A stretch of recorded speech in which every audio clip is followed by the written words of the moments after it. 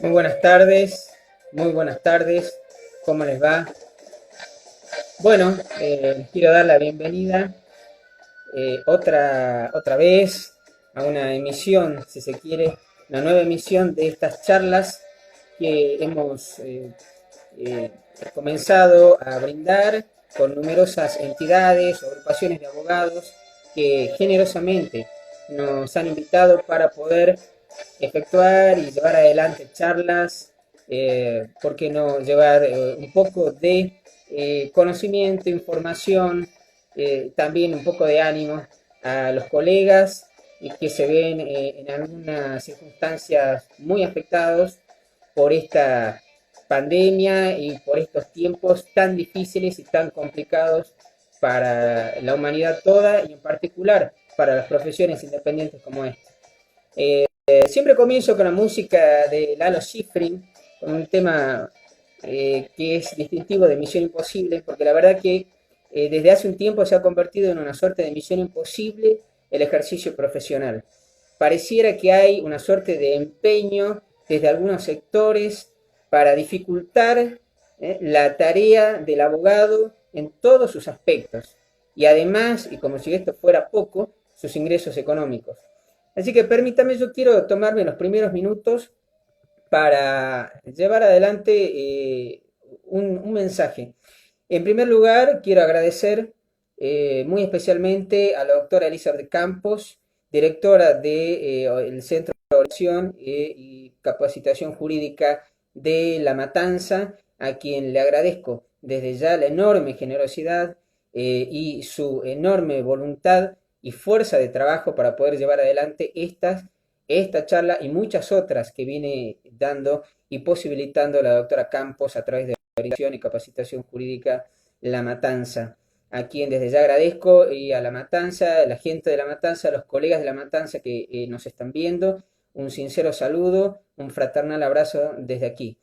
Y quiero detenerme también en la tarea que está llevando adelante la doctora junto a un grupo de abogados en relación al ejercicio profesional y el carácter prohibitivo que hoy ha tomado, ¿no es cierto?, el cariz de prohibición que ha tomado nuestra profesión en relación a la actividad.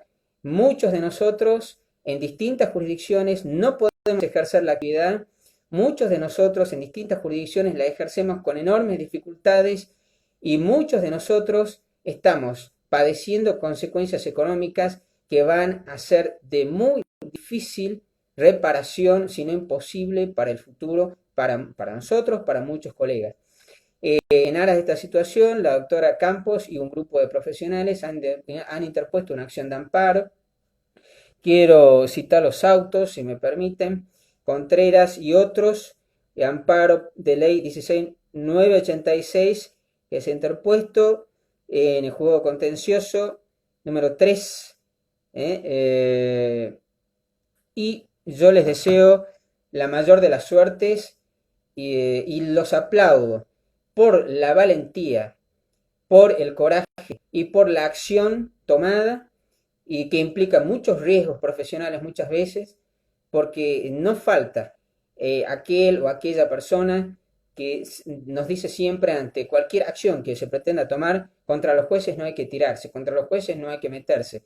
Y la verdad que yo creo en las convicciones más allá de quien uno tenga al frente.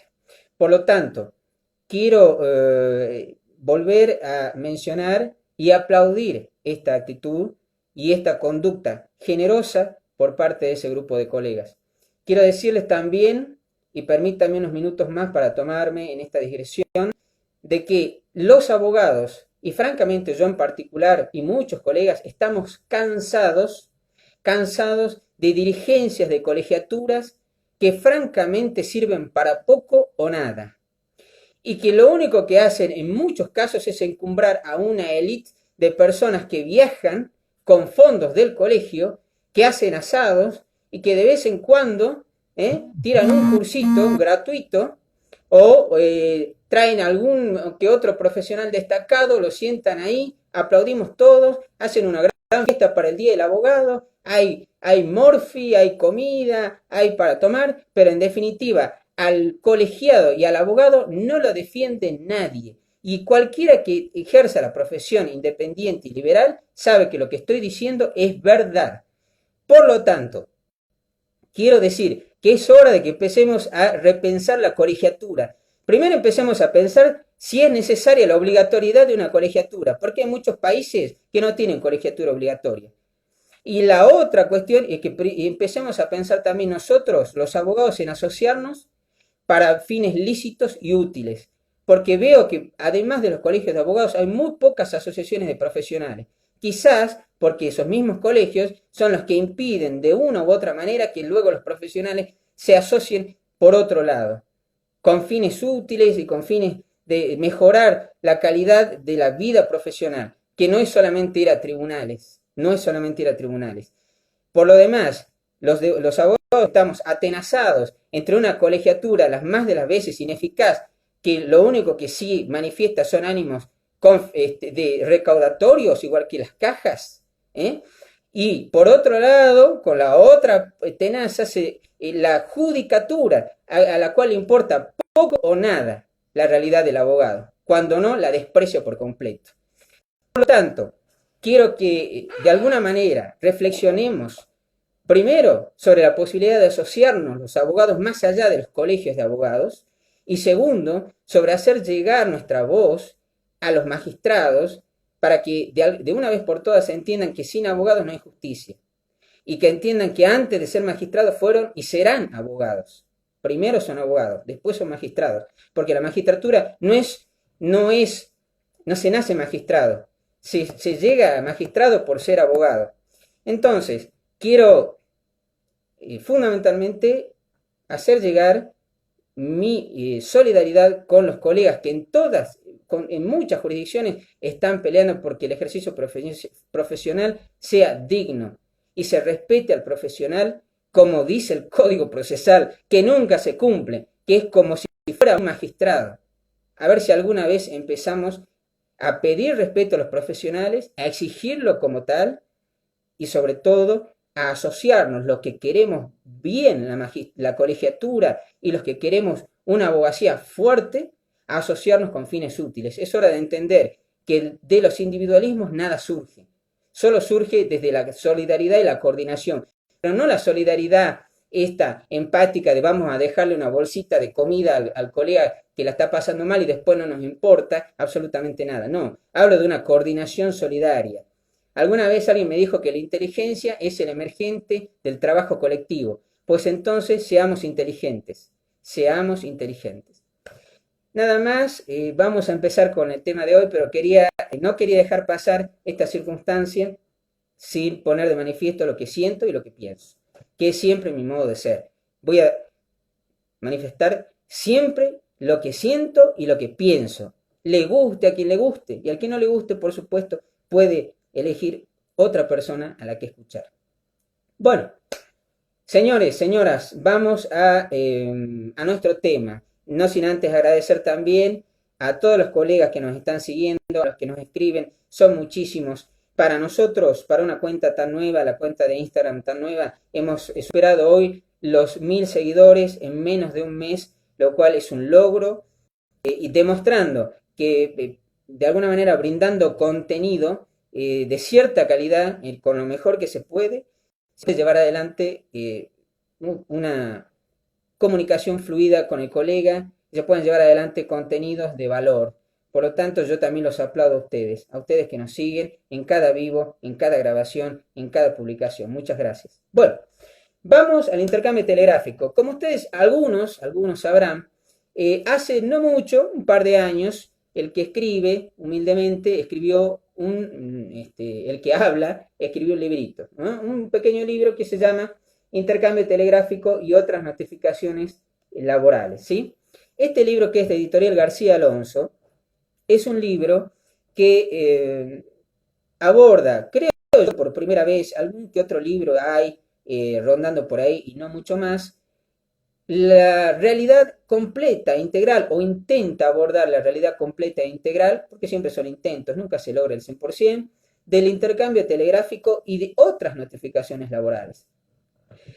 Bueno, en este libro yo hice algunas consideraciones que por supuesto siempre es bueno actualizar, pero que en lo sustancial se mantienen. Y sobre esa base vamos a trabajar hoy y en sucesivas y posteriores entregas, porque esta no va a ser la única, ya vamos a ver cuántas más vamos a tener. Hablando del intercambio telegráfico, quiero comenzar diciendo lo siguiente. Como siempre, nosotros aquí vamos a intentar charlar con ustedes colegas, con las abogadas, los abogados, y vamos a intentar hacerlos pensar. Yo siempre digo lo mismo cuando inicio una transmisión. Esto de la doctrina y de las aseveraciones casi sagradas de ciertas personalidades del derecho, a mí en particular me sirve como referencia. No creo que nadie tenga la verdad en la mano y no pretendo tenerla yo ni pretendo venderles una doctrina, porque la doctrina es algo que no se discute. La doctrina es sí porque sí. Yo intento opinar porque fíjense que los estadios del pensamiento son duda, opinión, conjetura y juicio.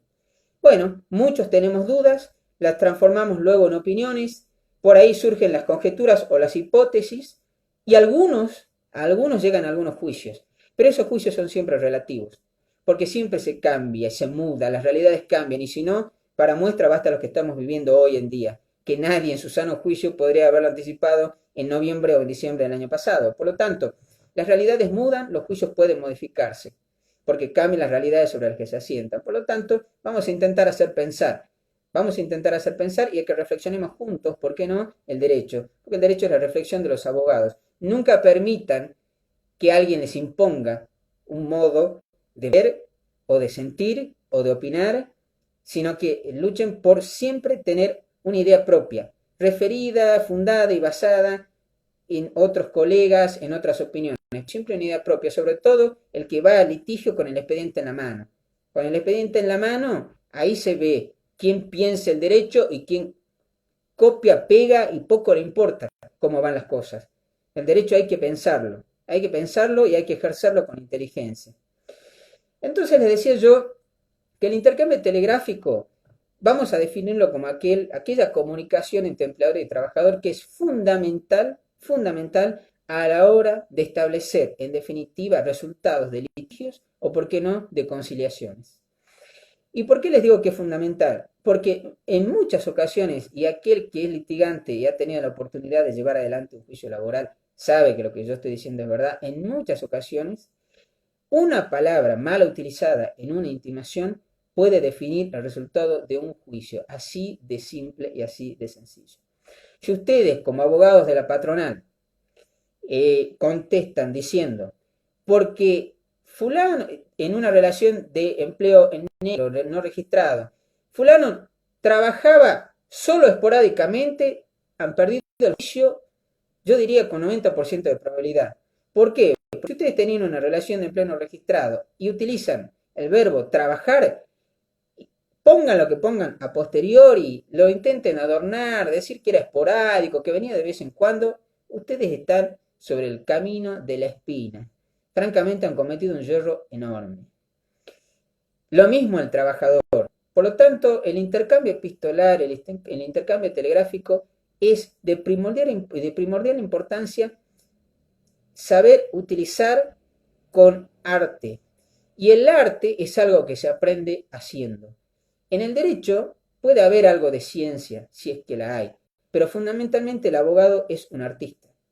Entonces, el arte se hace haciendo, valga la redundancia, y como todo arte, requiere técnicas artísticas. Por lo tanto, vamos a tratar de ahondar en esas técnicas artísticas que se requieren para que el intercambio gráfico sea efectivo, sea exitoso y por lo menos resguarde debidamente el derecho de defensa de las partes. Veamos qué es una pieza postal. La pieza postal es la pieza del correo. Hay cosas que voy a dar por sentado, estimo que hablo con los colegas, no voy a hacer un análisis profundo de conceptos porque creo que todos estamos entendiendo de lo que hablamos. Por lo tanto, la pieza postal está regulada en orden a los telegramas en la ley 23789, en orden a la carta de documento en la resolución CNC, Comisión Nacional de Comunicaciones 3252/04. O sea, ya hace mucho tiempo que esto está regulado. La ley 23.789 nos trae ciertas características de la pieza postal telegráfica para el trabajador que todos conocen. Es gratuita, sirve para la comunicación al empleador, a la obra social, a la RT también sirve. Cuidado, porque por ahí he visto algunas oficinas de correos de algunos lugares y jurisdicciones pequeñas que le dicen, no, al RT no, es solo para el empleador, no, para el RT también sirve. Y lo puede utilizar el trabajador, el jubilado o el derechohabiente, también el derechohabiente, porque por ahí también en muchas ocasiones me ha pasado que al derechohabiente, a la viuda, a los hijos, o si no hay otros derechohabientes, a los primos, con vocación hereditaria, no les permiten mandar el telegrama gratuito. Los obligan a mandar una carta de documento con costo. Por lo tanto, esto también es importante destacar, aunque no es tan usual, la negativa por ahí se da. Entonces, el telegrama laboral también es para el derechohabiente. El derechohabiente puede acogerse al beneficio de gratuidad respecto del telegrama laboral. Y una cuestión muy controvertida, ¿cuánto es el plazo de guarda? Y esto va a tener vinculación con lo que vamos a hablar más adelante, que es la prueba. Bien, ahí vuelvo. El plazo de guarda es de 2 años. 2 años. Por ahí veo algunas preguntas. Por favor, guarden las preguntas para los últimos 15 minutos, porque voy a hacer una exposición lo más sucinta posible y luego vamos a pasar algunas preguntas en la medida que tengamos tiempo, ¿sí? Pero no las hagan ahora porque se va a perder en el feed, no la voy a poder ver. Entonces, por favor, si tienen alguna pregunta, guárdenla para el final. Así podemos verla y yo de alguna manera puedo intentar responder o la vamos a intentar responder entre todos. Si ya sé que se está cortando, en cuanto se corte yo voy a hacer una pausa y voy a volver en cuanto se reconecte. Bien, vamos a seguir adelante. El empleador, decía yo, tiene un plazo de guarda mayor. El plazo de guarda del telegrama laboral son 2 años. ¿Por qué? Porque es el plazo de guarda de prescripción de los créditos laborales. 2 años, no más. Ahora bien, esto que pareciera en principio razonable, en un país razonable, en Argentina, donde los juicios duran 4, 5, 6, cuando no 15, 20 años, algunos, se nos complica. Entonces viene a complicar la situación porque en muchas ocasiones a la hora de requerirse la prueba ante una negativa, la prueba del telegrama o de la recepción ante una negativa, ya no encontramos la pieza postal porque a los 2 años se destruyen las piezas postales en el correo. Luego vamos a ver qué podemos hacer al respecto. Sin embargo, la carta documento, fíjense, se guarda por 5 años. El correo la guarda por 5 años. ¿No parece una desigualdad que al empleador se le permita la guarda y conservación por 5 años y al trabajador, que es sujeto de preferente tutela conforme al artículo 14 bis, doctrina de la Suprema Corte de Justicia de la Nación, se la guarde por 2 años? Bueno, esta es la legislación que hay, nadie interpuso nada al respecto a nivel constitucional y es lo que tenemos. Por lo tanto, hay que trabajar con lo que tenemos. Vamos a seguir adelante y luego vamos a ver herramientas para evitar esta afectación que son los 2 años, que es poco tiempo en definitiva para las circunstancias temporales de litigio en esta Argentina. Bien, ahora bien, en definitiva, ¿qué tipo de instrumento es la pieza postal? ¿Es un instrumento privado o es un instrumento público? Debemos reflexionar un poco al respecto, porque en definitiva tenemos que el correo es una entidad, actualmente Correo Oficial de la República Argentina, es una entidad de carácter mixto. Es decir, hay privado y hay público allí. Ahora bien, si bien es una entidad de carácter mixto, el servicio de telecomunicaciones y correo postal es un servicio que está monopolizado por el Estado federal, que puede dar concesiones a privados, pero que es un servicio público del Estado nacional. Por lo tanto, si tenemos que es un servicio público del Estado nacional, que los servicios de telecomunicaciones postales está regulado por ley federal y que las empresas privadas tienen una concesión, sumado a que el empleado de correo tiene una facultad fedataria, porque da fe de la firma que se inserta, que se debe insertar delante del empleado de correo, tenemos que este hace las veces de empleado o funcionario público y por lo tanto la pieza postal, carta, documento y telegrama es un instrumento público. Eso tiene que quedar claro y va a tener efectos en cuanto a la prueba.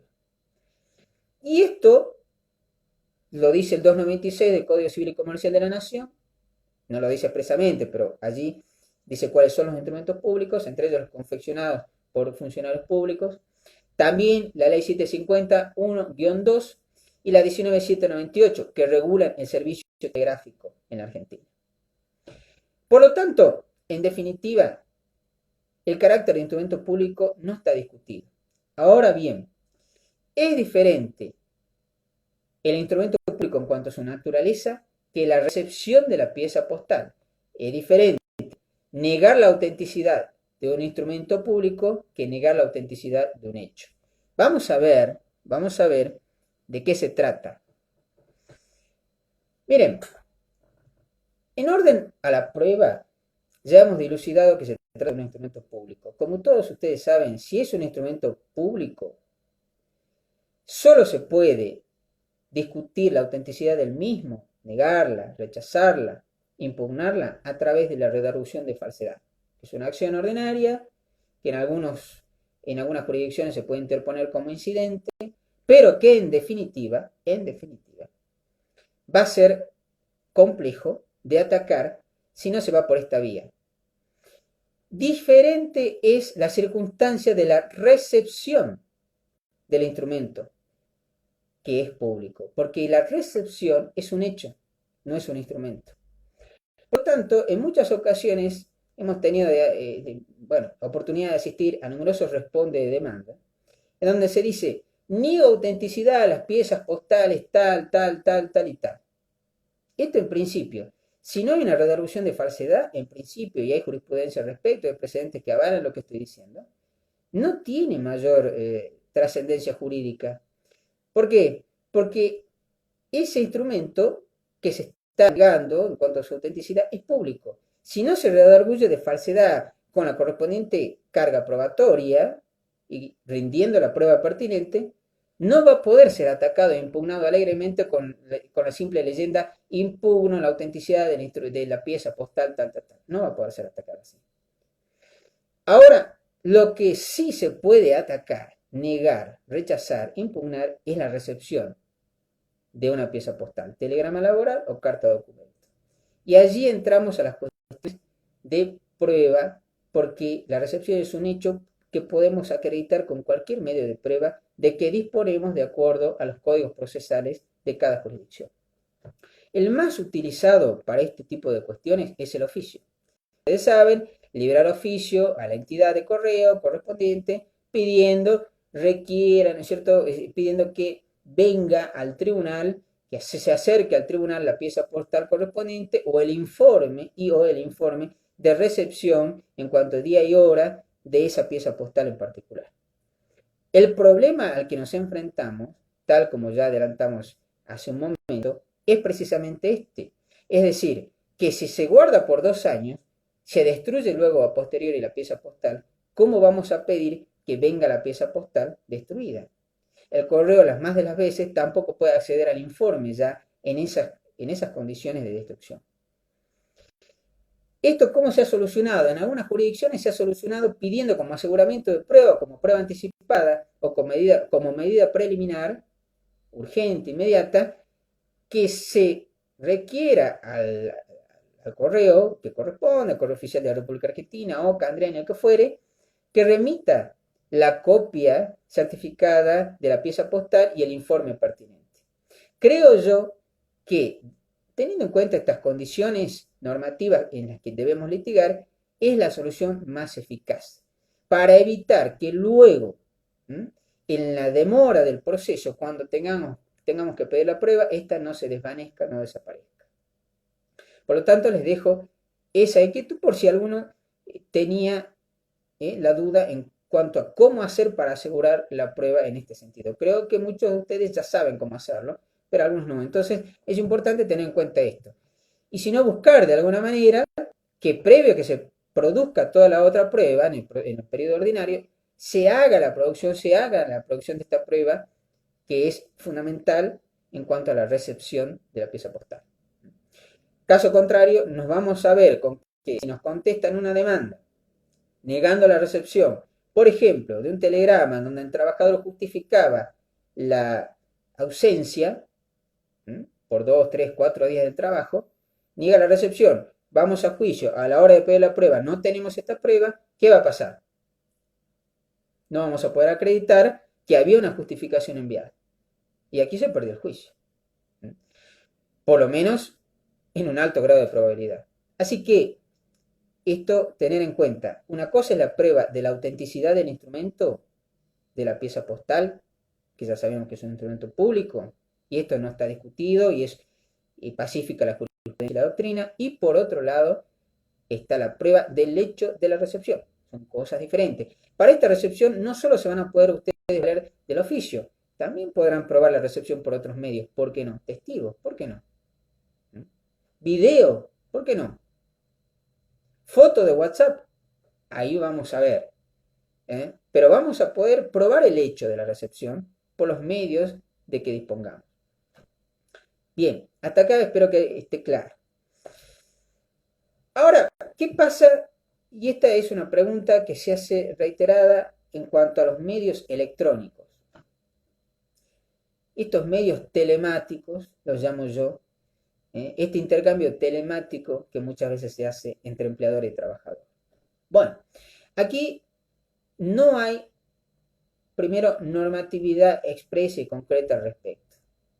Ni la ley de contrato de trabajo, si bien el Código Civil hace alguna disposición genérica, si bien hay una ley de firma digital, que también de alguna manera conceptualiza el documento electrónico, pero en definitiva, sobre el intercambio telemático por diversas plataformas de carácter privado, no existe una disposición específica al respecto. Y miren, si no existe en cuanto a esto, no sé cómo le vamos a pedir a los abogados que litiguen a través de WhatsApp, Zoom, Skype, estas difíciles, bueno, otro tema. Pero sigamos. Los medios electrónicos son medios telemáticos y muchas veces se hace un intercambio a través de mails, a través de WhatsApp, y estos intercambios quedan registrados. Esta registración que se hace, ¿es prueba suficiente de este intercambio? Bueno, miren, el 318 nos dice, en relación al intercambio, es decir, en relación a la correspondencia, lo siguiente, se los quiero leer textual para que todos tengamos un panorama. La correspondencia, cualquiera sea el medio empleado para crearla o transmitirla, puede presentarse con prueba por el destinatario, pero la que es confidencial no puede ser utilizada sin consentimiento del remitente. Los terceros no pueden valerse de la correspondencia sin asentimiento del destinatario y del remitente si es confidencial. Y acá un ejemplo bastará para ver cuál es el grado de vaguedad y de imprecisión de toda esta disposición. Supongamos que el trabajador, antes de morir en una enfermedad que puede ser profesional y cuya muerte es por causa de esta enfermedad profesional, remite vía WhatsApp una comunicación diciendo que, intimando una serie de rubros, pago de salario, de diferencia salarial, intimando que se lo cambie de categoría registralmente porque la categoría que él desempeña es otra, que se lo registre debidamente en cuanto a jornada, haga todo el intercambio, le requiera, le exija al empleador por medio de un mensaje de WhatsApp. Muere el trabajador, quedan sus derechohabientes, acceden al teléfono y el empleador en algún momento ingresan demanda y el empleador dice, a mí no me intimó nada, esto está prescripto, nadie me intimó. El derechohabiente va a poder utilizar esta herramienta del WhatsApp enviado para decir, mire, yo intimé, por lo tanto aquí está la suspensión de la prescripción. Fíjese que dice, los terceros, son los derechohabientes, no pueden valerse de la correspondencia sin asentimiento del destinatario. Es decir, que si el destinatario, que era el empleador, dice, no, yo no consiento de que usted utilice esta correspondencia porque este WhatsApp era privado mío, el dueño de la finca, y privado de su marido porque era un número particular de él. ¿Qué hacemos al respecto? Todo esto es para pensar, por eso yo les dejo aquí la incógnita y vamos a intentar de alguna manera en sucesivos encuentros tratar de responder. Pero se presentan en la vida real situaciones como esta. ¿Qué va a pasar con el tercero? ¿Qué va a pasar con las partes si junto a la comunicación telemática trascendente a nivel jurídico para las partes va una información confidencial que va a impedir que se utilice el correo? Como por ejemplo una condición de enfermedad, como por ejemplo algún secreto empresarial. Si junto a la comunicación trascendente jurídica va una comunicación confidencial, ¿cómo hacemos para usar como prueba el medio de WhatsApp o el medio del correo electrónico personal? Pregunta que dejo en el aire. Sigamos adelante. Ahora bien, ¿qué va a pasar una vez que tengamos despachado el telegrama laboral o la carta de documento, es decir, la pieza postal? ¿Cuáles son los principios que van a regir la dinámica de la recepción y del envío? Los principios de base son dos. El primero es el de la responsabilidad por el medio empleado y el segundo es el de la recepción. El de la responsabilidad por el medio empleado más o menos quiere decir que cada parte corre con el riesgo del medio que utiliza para notificar.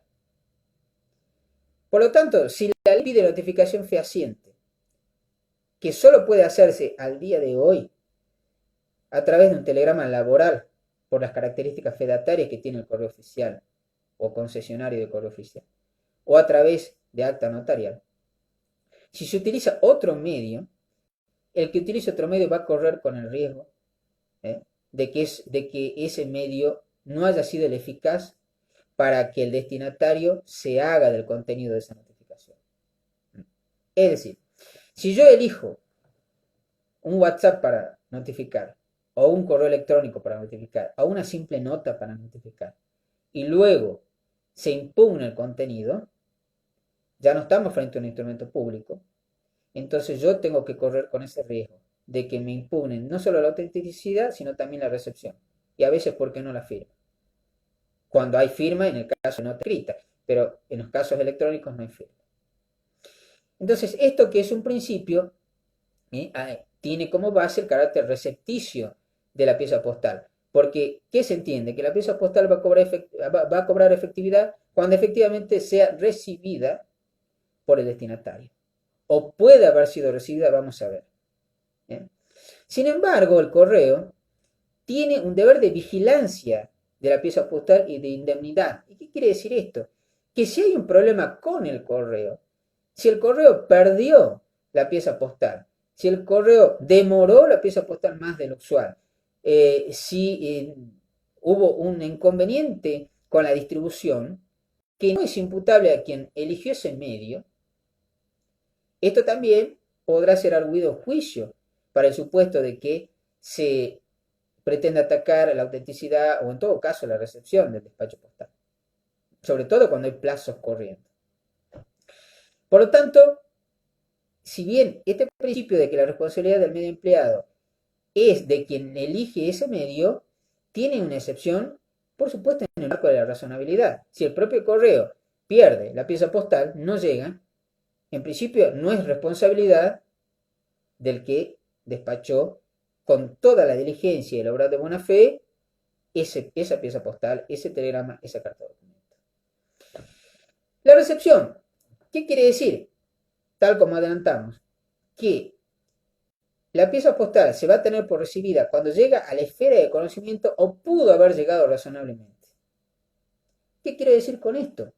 Que si no llega efectivamente a conocimiento del destinatario por la mala fe o por la negligencia de este último, ello no va a poder ser imputado al remitente. Vamos a ver ahora cuáles son las incidencias más comunes en orden a los domicilios. Pero es importante destacar que si bien la recepción debe hacerse efectiva, cuando no se puede hacer efectiva por la negligencia o por el dolo, por la mala fe del destinatario, que no quiere recibir, rehúsa recibir, o se muda de modo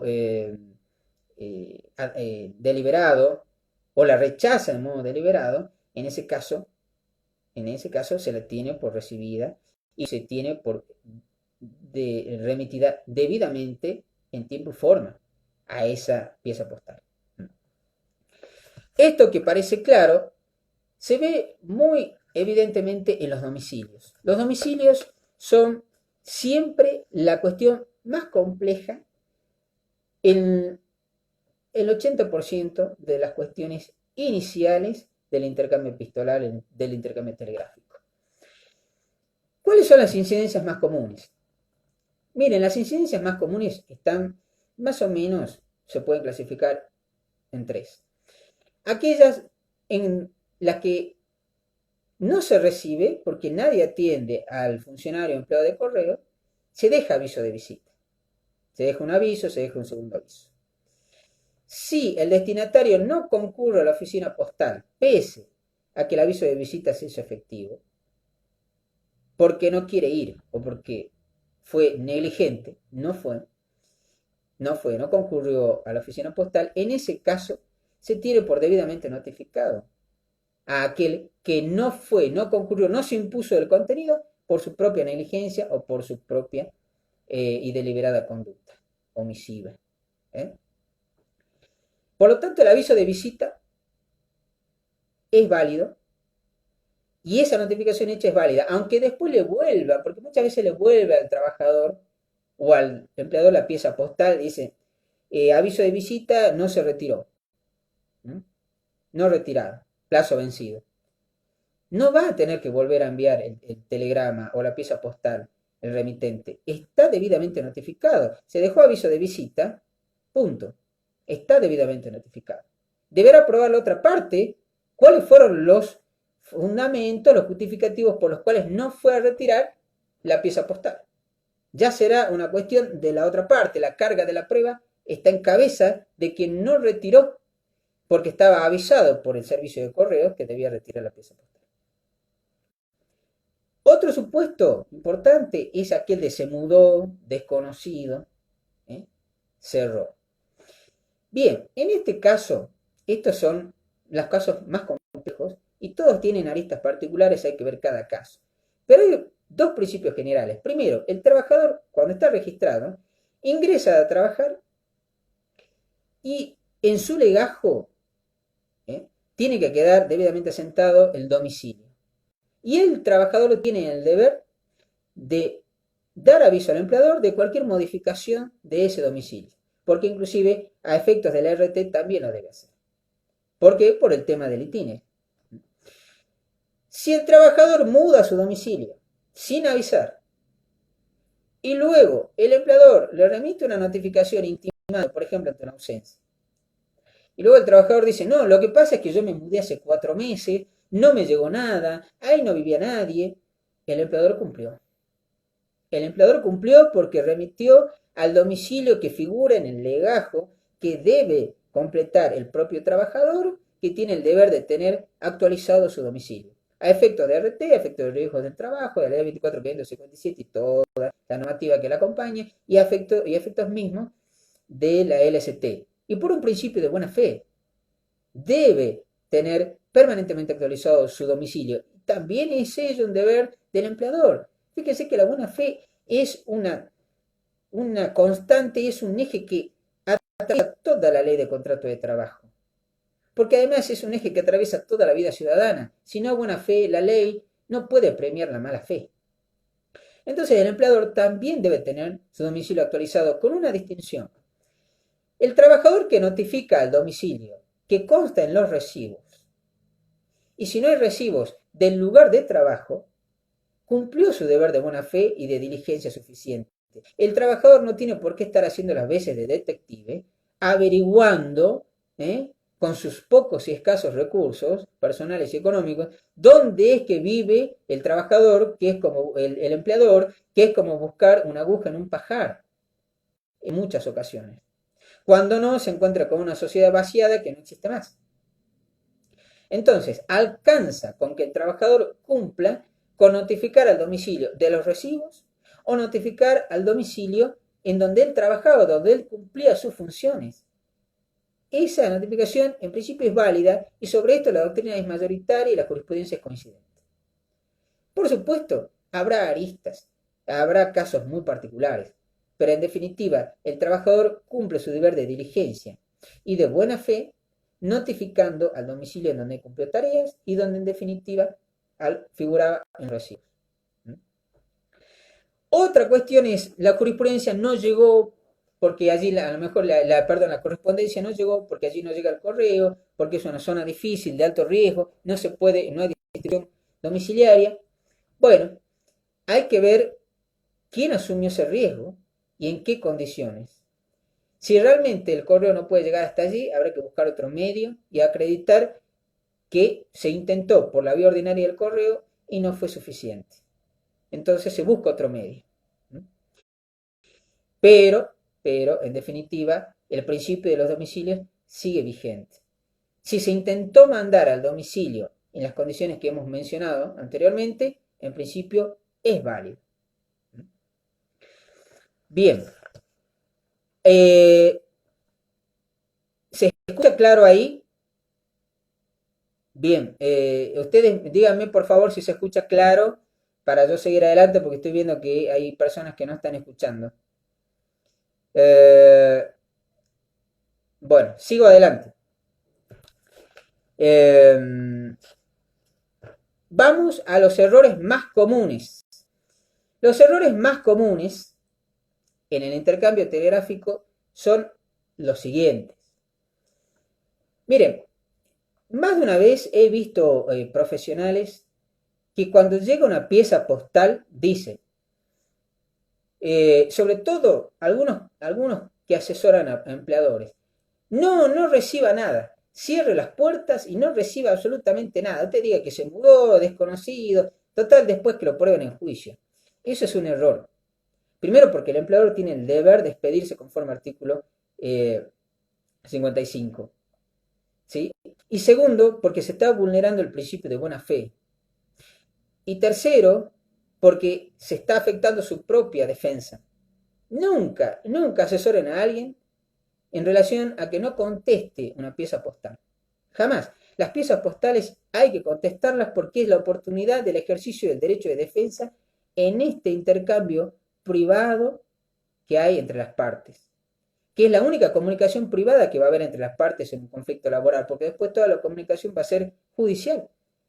Pero este tramo, que es, y les adelanto, es sui generis, no existe en el mundo la cuestión del intercambio telegráfico previo, no existe en la región, no existe en Brasil, no existe en Ecuador, no existe en el derecho sajón, solo existe en Argentina, no sé si en Uruguay. Este lapso es el lapso donde uno también debe ejercer el derecho de defensa. Cuando se asesora de que no se conteste, se está afectando el derecho de defensa. Entonces, nunca asesoren en relación a no contestar, contesten siempre. Conteste con precisión, con firmeza, negando si es necesario negar, afirmando lo que haya que afirmar, pero conteste. Segunda cuestión, domicilios que no están registrados. Esto de llamar, y hay muchos abogados que están, le dicen a su cliente, no, busque dónde vive y le mandamos, porque cambió. Y esto es un peligro, porque, a ver, es preferible mandar, por ejemplo, a la empresa de pan que cerró, pero mandarle ahí el telegrama que vuelva, y no mandarle al domicilio particular del dueño de la empresa de pan, que a lo mejor ya está avisado ahí la familia de que si llega una pieza postal la rechacen, y el día de mañana puede decir, mire, yo no vivía ahí, yo vivía en otro lado. Inclusive en el Tribunal Electoral Federal tengo otro domicilio. Entonces, esto de buscar otros domicilios es peligroso. Lo más seguro es ir a los domicilios que constan, es decir, lugar de trabajo, en el caso de personas jurídicas, domicilio de la sede social o de entidades, no solo personas jurídicas comerciales o asociaciones civiles, fundaciones, Es decir, domicilios que consten, que alguna vez, aunque más no fuere, hayan sido domicilios de la patronal. No tratemos de innovar con domicilios sui generis, porque puede ser que esos sean domicilios transitorios de la persona y que luego sea muy difícil de probar que allí efectivamente residía. ¿Sí? Luego, otra cuestión también que está vinculada a lo que yo dije, no denunciar los cambios de domicilio. Ya lo habíamos hablado, es decir, al trabajador siempre hay que asesorarlo y decirle a usted denuncie los cambios de domicilio. No se vaya sin avisar. Lo mismo para las personas jurídicas, para los integrantes de personas jurídicas, que muchas veces tienen la mala costumbre de anotar una sede social inexistente, o en las oficinas de los contadores o las oficinas de los abogados. No hagan eso, porque después le cae un embargo ahí, y eso es muy complejo. Entonces, no denunciar cambios de domicilios es, en definitiva, violar el principio de buena fe, violentarlo y además ser negligente. Denuncien los domicilios, no tengan miedo de defenderse, ni de un lado ni del otro. Si van a defenderse, defiéndanse con herramientas nobles, porque aquel que se esconde ya genera una suspicacia, inclusive del propio tribunal y del propio juez. Hay que ejercer el derecho de defensa a cara descubierta. Y bueno, que gane el mejor. Pero lo que no se puede hacer es ir escondiendo, tratando de evadir algo que en definitiva van a tener que enfrentar de una u otra manera. ¿Cuáles son entonces las formas de evitarlo? Primero, contestar siempre. Segundo, traten de no utilizar medios electrónicos porque aún esto no está legislado de modo debido. Por lo tanto, utilizar un medio electrónico es de alto riesgo y hemos visto que cada uno corre con la responsabilidad del medio elegido. Esto es un panorama de lo que por ahora vamos a dar. Yo quiero adelantarles que esto va a tener otra entrega el viernes que viene.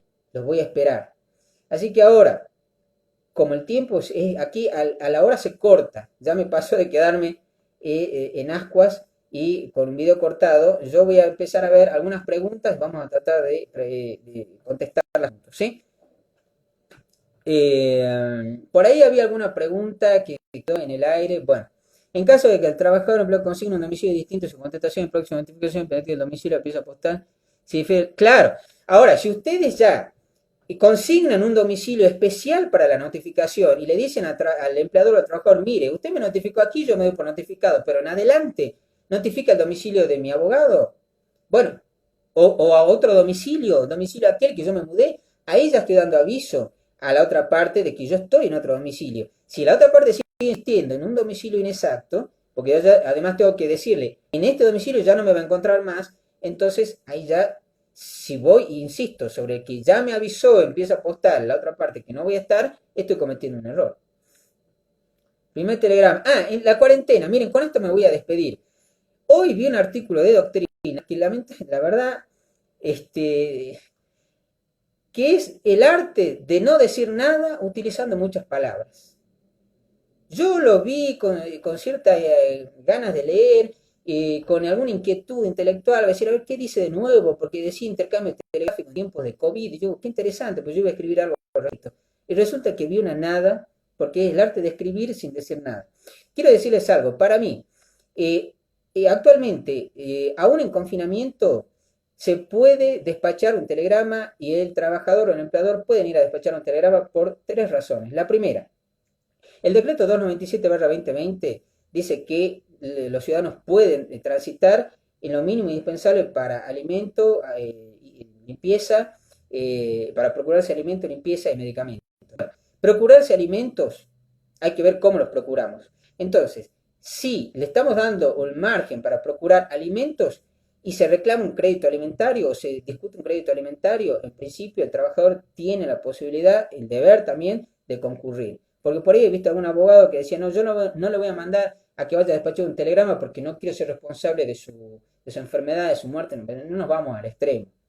Porque entonces no escuché a ningún empresario de los supermercados diciendo, no, yo soy responsable de la muerte o enfermedad de las cajeras. No. Entonces no nos vamos al extremo. Segunda situación, porque si el propio Estado Nacional, en los incisos correspondientes a las actividades exceptuadas, colocó al correo, quiere decir que si pone en funcionamiento el correo, para que se utilice, sino para qué está funcionando el correo. Y por último, quien puede lo más, puede lo menos. Si se le está pidiendo a algunos trabajadores exceptuados que cumplan la prestación laboral, bueno, entonces todos los deberes y derechos inherentes a esta prestación laboral están vigentes. Si bien esto podría ser discutido para casos de los trabajadores que no están exceptuados, es decir, que están cumpliendo el confinamiento por no ser una actividad esencial la que cumplen, creo que no tiene discusión en cuanto a aquellos trabajadores que están cumpliendo prestación laboral. Quien puede lo más, puede lo menos. Estos son mis tres fundamentos. Telegrama rechazado no es que es válido, sino que es válido siempre. Ya hemos dicho que la validez, la autenticidad es válido. En la recepción yo voy a poder alegar, si notifiqué bien, que me fue devuelto, pero yo notifiqué el domicilio correcto.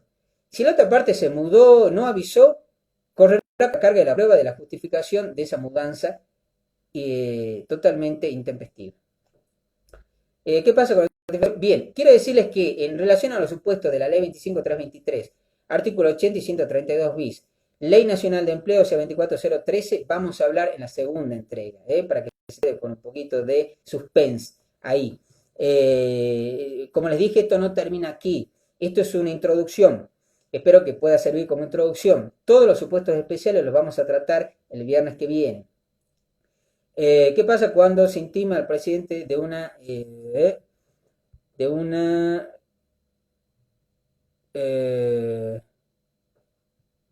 SA cuando hubo un incumplimiento por parte de la contestación rechaza, se debe considerar despido respecto del presidente despedido por parte de la sociedad, la contestación rechaza la intimación?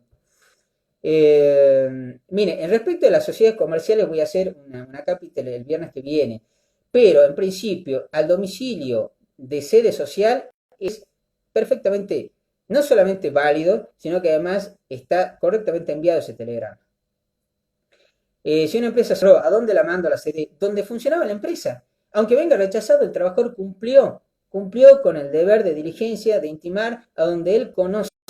No tiene otro deber de conocer más, no es vidente ni tiene poderes paranormales para averiguar dónde está el patrón.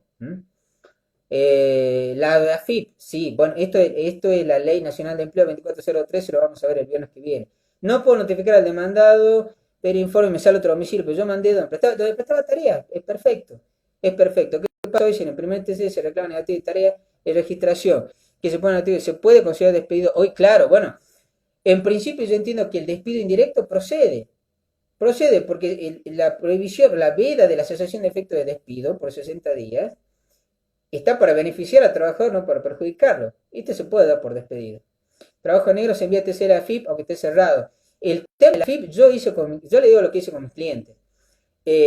Como no podían ingresar y tampoco les podía dar turno el sistema, le dije que saque una captura de pantalla y que conste ahí el día de la captura de pantalla para probarle al tribunal que intentó dentro de las 24 horas remitir a la FIP. Esto lo vamos a ver el viernes que viene. El traslado de demanda se puede notificar al lugar donde prestaba tareas. No, el traslado de demanda es otra cosa, es diferente. Es diferente, no obstante lo cual, yo entiendo que puede ser, pero no es tan tajante la respuesta. Es una cuestión de orden procesal esa, ¿sí?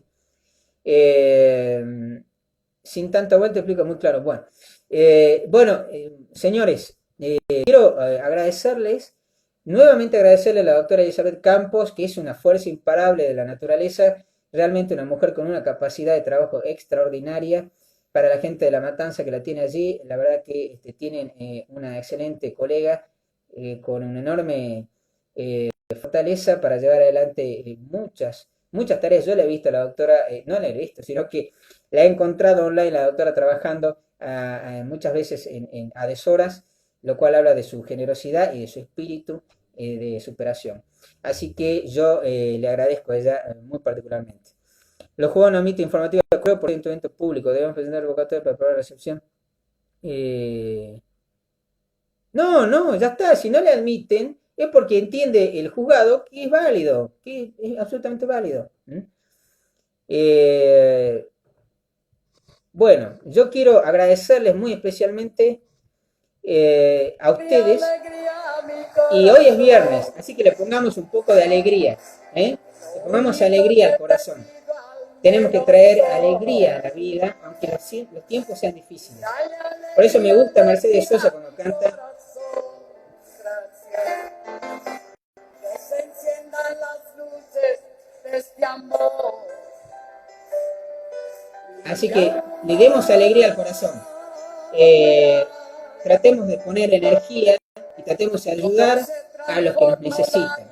Tratemos de concertar alianzas. Tratemos de acercarnos al otro. Porque el otro es yo en otra piel. El otro no es una realidad diferente. Es tan ser humano como yo. Así que los dejo con Mercedes Sosa, porque hoy es viernes, así que nos sintamos alegres, contentos, bendecidos. De alguna manera superamos un día más. Vamos por otro día. Vamos por otro día de vida. Y los espero el viernes que viene, sin falta, para poder continuar hablando sobre intercambio telegráfico, para continuar intercambiando ideas, para continuar hablando de la profesión, ¿por qué no? Y para continuar en esta comunicación, en esto que nació entre nosotros. A todos mis suscriptores, los que me siguen, son más de 1000. Muchas gracias. Y vamos a seguir trabajando para ustedes. Hay muchas novedades para la semana que viene. Se vienen secciones especiales, microderecho, entrevistas. Se vienen entrevistas con personalidades nacionales y extranjeras. Se vienen los vivos. Se vienen los vivos que hicimos el 1 de mayo en aquella maratón, diría yo, casi histórica del Instagram. Desde las 13 hasta las 20 estuvimos en aquella maratón de Día del Trabajador. Los hemos podido rescatar y los hemos grabado. Así que se vienen esos vivos. Se vienen muchas novedades, por favor.